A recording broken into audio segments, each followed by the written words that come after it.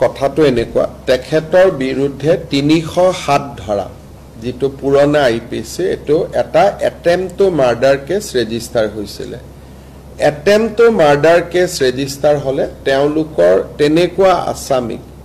murder case বা attempt to murder কেছৰ আসামিক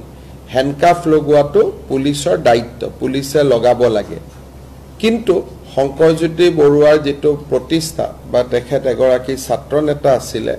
আৰু স্বাভাৱিকভাৱে তেওঁ কতো পলাই আদি যোৱাৰ সম্ভাৱনা নাথাকে